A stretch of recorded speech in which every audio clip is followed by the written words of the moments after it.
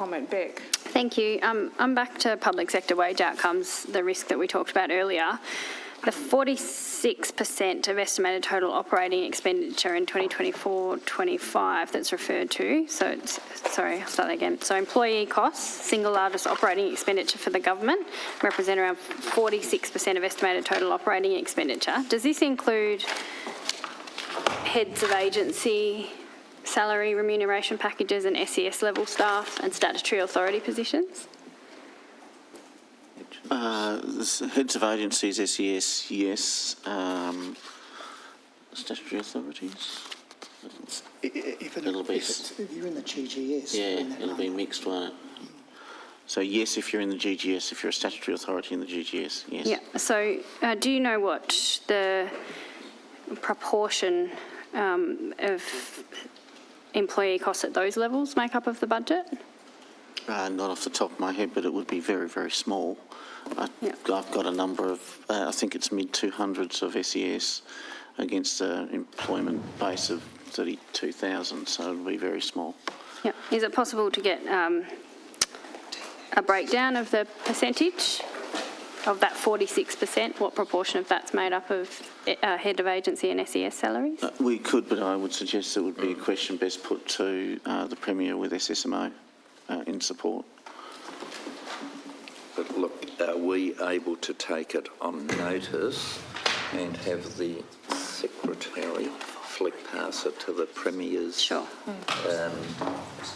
If that's agreeable to you, Chair, that might... If you're unable to answer, we appreciate that. But look, in fairness, in relation to salaries and other things, that figure, as I understand it, and I'll be corrected if I'm wrong, doesn't include contracts, for example, school cleaning, locum nurses and doctors that are on contract, and so the employment...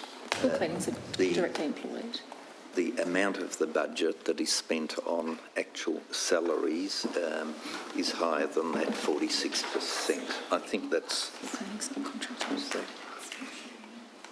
Yeah, I'm just can correct that the SES as at 30 June 25 is 214. So it is a very, the reason I think it's probably best discussed with SSMO through DPAC is there are a range of specialist roles across departments that are remunerated at a higher end. So the SES is actually a partial picture of the higher employment costs in the state service. Sure. So there are a significantly higher number of specialist officers than that 214, for example. Yeah, I hear what you're saying. Thank you. Chair, so my final questions on notice were in relation to what proportion of public sector wages is made up of heads of agency, SES, specialist roles, statutory authorities and commissioner remuneration, and what is the total amount, and can a breakdown of the total wage amount per category be provided for general public service, heads of agency, SES, specialist roles, statutory authorities and commissioner roles? And again, somewhat, well, very disappointingly, in fact, the answers say that it is not possible to accurately provide this information, nor the total amount or proportion of public sector employee costs specific to senior roles in 2024-25 in the time available. So my questions are, given it's now been another few weeks that have passed since estimates and these questions were asked, has it now been calculated, given 3 weeks have passed since estimate hearings, and can a more fulsome answer be provided now? If not, how much time will it take to calculate the answers to these questions? And do you think Tasmanians can reasonably expect the government to be able to provide this information in a timely manner, given the massive growth in the cost of the public sector in recent years? And Leader, will you commit to providing the information in response to these questions 4 and 5, if you can't provide it now, by the end of the week?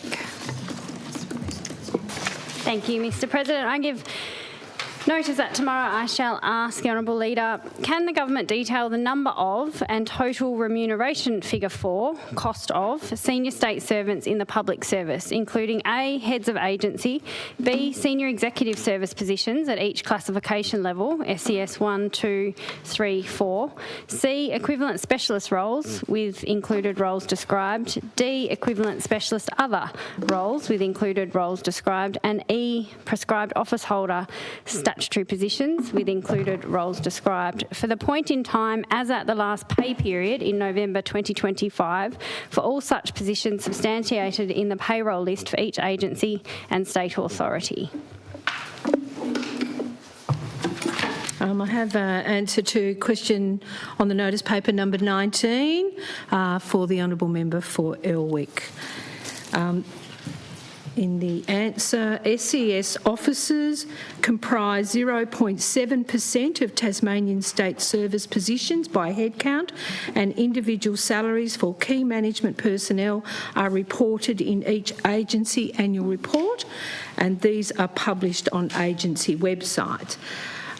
This answer is not able to provide accurate total remuneration figures for costs of senior state servants in the public service, as this would require each individual agency to calculate this based on specific categories, which is complex, subject to fluctuation, and requires substantial data review.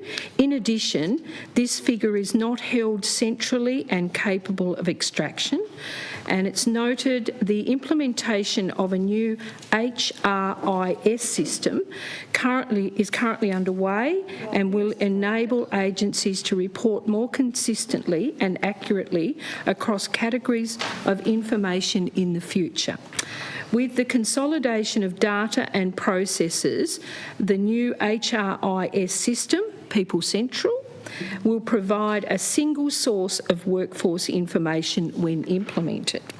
In addition to the information on headcount and salary ranges contained in the table below, which I'll table, it's noted that at the 31st of December 2025, 2 Associate Secretary roles were filled, one in the Department of Health and one in the Department of Premier and Cabinet.